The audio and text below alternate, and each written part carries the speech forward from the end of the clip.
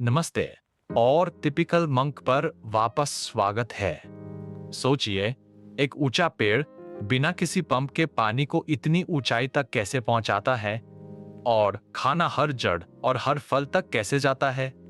आज यही समझेंगे, वाटर पोटेंशियल, वाष्प उत्सर्जन और ट्रांसलोकेशन। एक बार में एक बात। आज का रास्ता ये रहा, 5 पड़ाव। पहला, वाटर पोटेंशियल यानी पानी की गति का मूल नियम। दूसरा, ऑस्मोसिस और प्लाज्मोलिसिस। तीसरा, स्टोमाटा से होने वाला वाष्पोत्सर्जन। चौथा, असेंट ऑफ सैप यानी कोहेजन, टेंशन और खिंचाव। और पांचवा, फ्लोम में परिवहन यानी प्रेशर फ्लो का मॉडल। सबसे पहले, पानी की गति का मूल नियम। वाटर पोटेंशियल पानी की पोटेंशियल एनर्जी है। शुद्ध पानी का वाटर पोटेंशियल स्टैंडर्ड हालात में 0 होता है। वाटर पोटेंशियल बराबर होता है सॉल्यूट पोटेंशियल जमा प्रेशर पोटेंशियल। घुलनशील पदार्थ मिलाने से वाटर पोटेंशियल घटता है। सॉल्यूट पोटेंशियल हमेशा ऋणात्मक होता है। पानी हमेशा ऊंचे वाटर पोटेंशियल से नीचे की ओर बहता है, यानी ग्रेडियंट के साथ। अब पानी झिल्ली के आर पार कैसे जाता है? ऑस्मोसिस, पानी का एक सेमी परमिएबल मेम्ब्रेन के आर पार ऊंचे से नीचे वाटर पोटेंशियल की ओर जाना। एक हाइपोटोनिक घोल में सेल पानी सोखकर टर्जिड यानी तनी हुई हो जाती है। एक हाइपरटोनिक घोल में पानी बाहर निकलता है, प्रोटोप्लास्ट दीवार से सिकुड़ जाता है। इसे प्लाज्मोलिसिस कहते हैं। इम्बिबिशन, सूखे बीज और कॉलॉइड्स प्रबल सतह आकर्षण से पानी सोख लेते हैं। अब वाष्पोत्सर्जन, ट्रांसपीरेशन, हवाई भागों से जलवाष्प का निकलना, ज्यादातर स्टोमाटा से। हर स्टोमा के दोनों ओर 2 गार्ड सेल्स होती है। जब ये टर्जिड होती है, छिद्र खुल जाता है। अंदर वाली दीवार मोटी और कम लचीली होती है, बाहर वाली पतली, इसलिए पानी भरते ही छिद्र मुड़कर खुल जाता है। वाष्पोत्सर्जन पौधे को ठंडा रखता है, पानी को ऊपर खींचता है और मिनरल्स ले जाता है, पर सोखे गए ज्यादातर पानी की कीमत पर। अब पानी ऊपर चढ़ता कैसे है? पानी मृत खोखले जाइलम से ऊपर जाता है, यानी ट्राशीड्स और वेसल से। पत्ती पर होने वाला वाष्पोत्सर्जन एक टेंशन यानी खिंचाव बनाता है, जो पानी के स्तंभ को ऊपर खींचता है। कोहेजन पानी के अणुओं को आपस में जोड़े रखता है। आधीजन उन्हें दीवारों से चिपकाता है, इसलिए स्तंभ कभी टूटता नहीं।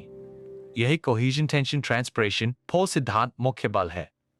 रूट प्रेशर गौन है। अब खाना ले जाने की बारी।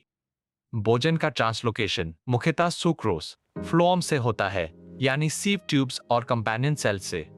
सोर्स पर शर्करा भरी जाती है, वाटर पोटेंशियल गिरता है तो पानी अंदर आता है और टर्गर प्रेशर बढ़ता है। यही ऊंचा दबाव रस को मैस फ्लो में सिंक की ओर धकेलता है, जहां शर्करा उतार दी जाती है। फ्लोम का परिवहन 2 तरफा होता है। सोर्स और सिंक मौसम के साथ बदल सकते हैं। अब हाई यील्ड पॉइंटर्स वो फैक्ट्स जिन्हें नींद सवाल बना देती है। 1. शुद्ध पानी का वाटर पोटेंशियल 0 होता है। सॉलिड मिलाने से यह ऋणात्मक हो जाता है। 2. वाटर पोटेंशियल बराबर सॉल्यूट पोटेंशियल जमा प्रेशर पोटेंशियल। सॉलिड पोटेंशियल हमेशा ऋणात्मक। 3. असेंट ऑफ सैप बराबर cohesion tension transpiration pull. Transpiration pull मुख्य बल है। 4. गतेशन और जड़ से रिसाव प्रेशर के प्रमाण है। 5. फ्लोम सोर्स पर भरता है, सिंक पर उतारता है। यही प्रेशर फ्लो यानी मंच का मॉडल है। अब पहला ड्रिल, असर्शन और रीजन। हर बात सोचिए, अ सही है, आर सही है, और क्या आर अ को समझाता है? पहला, एक घोल का वाटर पोटेंशियल शुद्ध पानी से कम होता है। आर, सॉल्यूट मिलाने से वाटर पोटेंशियल घटता है, क्योंकि सॉल्यूट पोटेंशियल ऋणात्मक होता है। दोनों सही, और आर आ को सही समझाता है, तो उत्तर आ।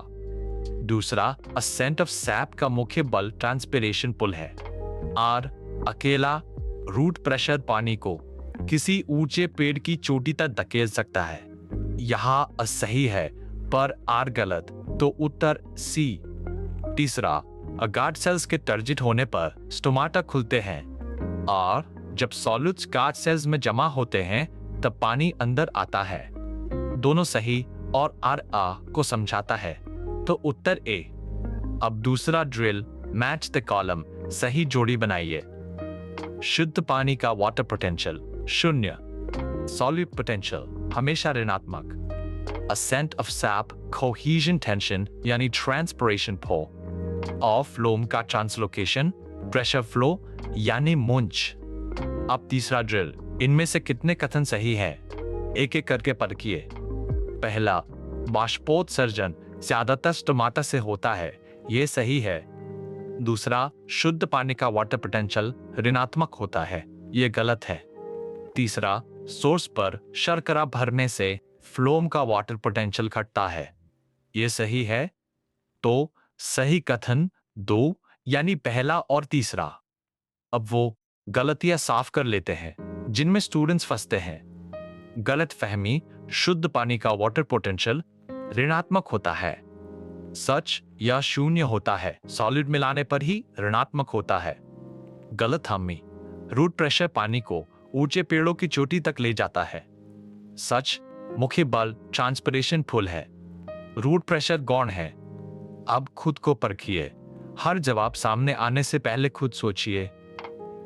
जवाब पहले सोचता, यही तरीका है नीट की मजबूत रिकॉर्ड बनाने का। पहला सवाल, शुद्ध पानी का वाटर पोटेंशियल, जवाब 0।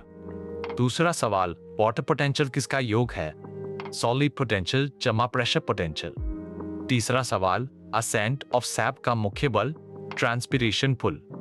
चौथा सवाल, भोजन किससे ट्रांसलोकेट होता है, फ्लोम से यानी प्रेशर फ्लो।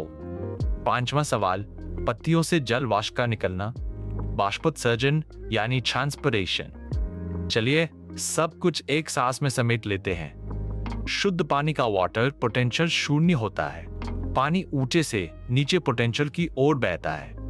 ऑस्मोसिस एक सेमी परमिएबल मेम्ब्रेन के आर पार होता है, हाइपरटोनिक गोल में प्लाज्मोलिसिस।